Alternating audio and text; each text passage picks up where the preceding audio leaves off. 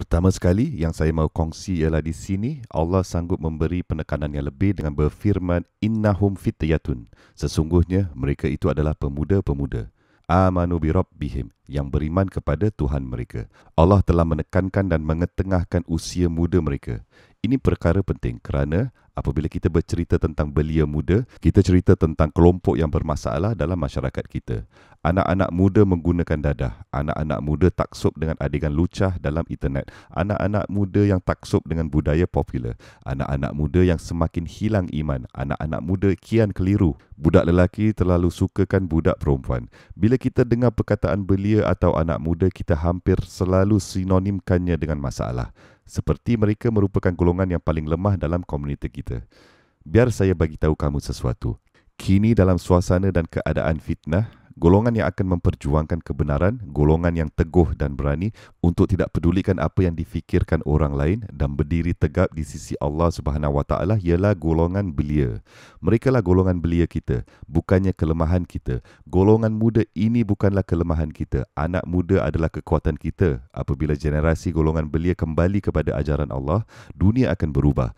Peta dunia kian berubah. Ada ulama alim yang menghabiskan usia mereka dengan membaca, memuja Allah, menelaah hadis, syariah, fikah, usul akidah, tafsir. Rambut mereka berubah dari kelabu ke putih, kulit berkedut dan susah untuk mereka berdiri tegak.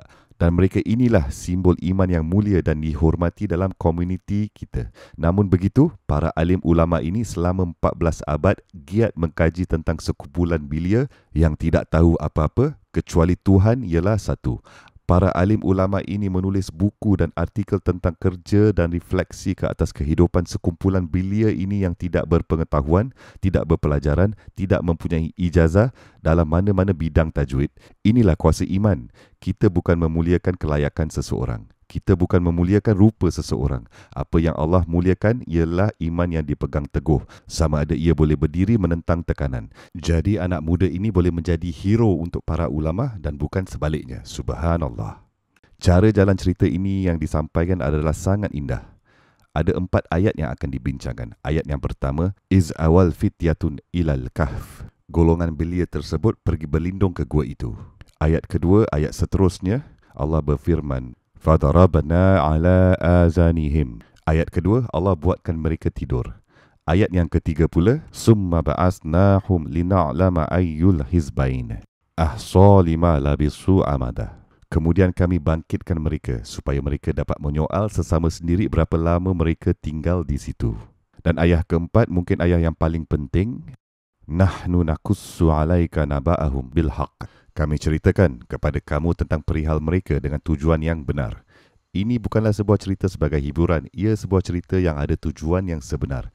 Beberapa ayat berikutnya menerangkan apa yang berlaku, bagaimana Allah menidurkan mereka. Wa nuqallibuhum zatal yamini wa zatas shimal wa tahsabuhum aiqazan wa hum ruqud. Dan engkau sangka mereka sedar, padahal mereka tidur. Allah terangkan gambaran tidur yang mereka alami. Kemudian Allah terangkan bagaimana mereka bangun. Apabila mereka bangun, apa yang berlaku? Liyatasa'alu bainahum. Mereka bertanya sesama sendiri. Saya akan berikan beberapa teladan dari itu kerana ini adalah antara bahagian yang sangat hebat dalam kisah ini. Jadi mereka bangun. Ada 7 orang pemuda dalam gua itu. Bukanlah suatu tidur yang selesa atau mereka berfikir ia memang tak akan selesa pun. Tetapi nampaknya seperti mereka tidur dengan sangat nyenyak. Mereka tak terfikir pun yang berabad telah berlalu. Kemudian mereka mula menyoal sesama sendiri. Qala qailum minhum kam labistum? Salah seorang yang suka berceloteh mula bertanya, berapa lama kamu tidur? Allah menunjukkan bahawa ada salah seorang dari mereka yang suka bercakap dari yang lain. Pemuda ini, dia tidak suka perbincangan menjadi hamba. Dia mengusulkan satu subjek yang dia tahu akan mulakan sebuah perdebatan dan dia hanya akan melihat saja bagaimana mereka bertekak sesama sendiri. Dia bukannya kata berapa lama kita tidur, tapi dia tanya berapa lama kamu tidur. Terbaik ni. Kam labistu. Lepas tu salah seorang menjawab, qalu labisna yauman aw ba'da yaum.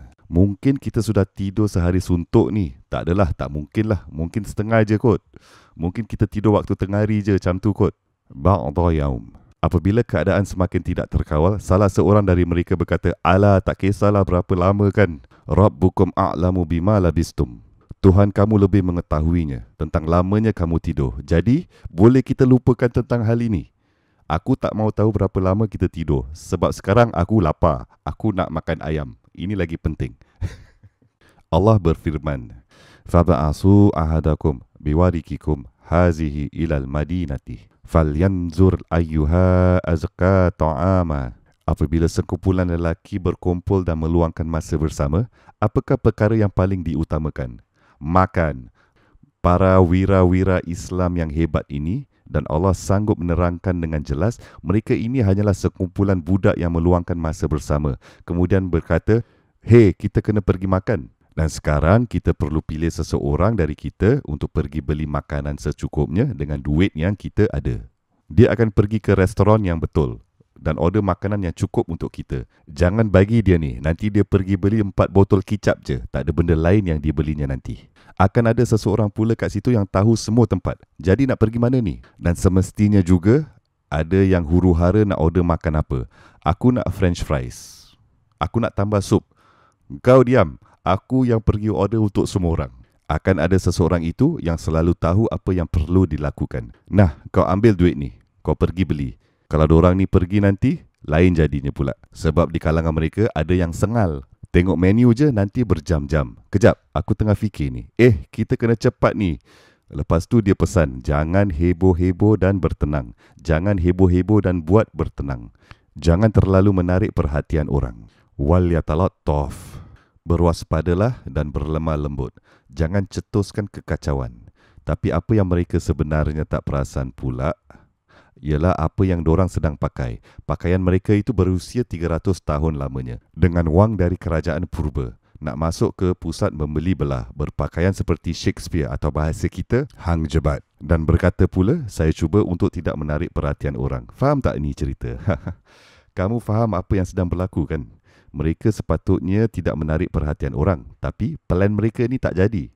Tak menjadi seperti mana yang mereka telah plan. Budak-budak ini hanyalah orang biasa-biasa je. Apabila kita berpaling kepada jalan Allah, anda tak perlu sisihkan diri dari masyarakat sosial. Kita tak perlu menjadi orang yang tak kena gaya. Kita tak perlu sentiasa murung. Sebab apabila kamu menjadi dari kalangan orang yang kejarkan akhirat, kamu tiada berpegang sangat bertalian dengan dunia. Mereka ini, ya betul, mereka telah tinggalkan duniawi. Mereka masuk ke dalam gua kerana nyawa mereka terancam. Tetapi mereka masih pergi ke restoran, kan? Kita telah menggambarkan sesuatu yang ekstrim yang Al-Quran sendiri tidak nyatakan. Dan kadang-kadang anak muda kita yang akan menderita kerananya. Apabila mereka mahu mendalami secara serius dengan Islam, itu bermakna mereka sudah tidak boleh menikmati hidup dunia. Tidak boleh mempunyai kawan. Tidak boleh ada personality sendiri. Mereka perlu tinggalkan semuanya. Tolonglah. Islam ialah agama yang sangat indah. Ia mewarnakan dan mencorakkan hidup kita. Ia memberi kita sebab untuk berbahagia dan bukannya sebab untuk kita bermurung.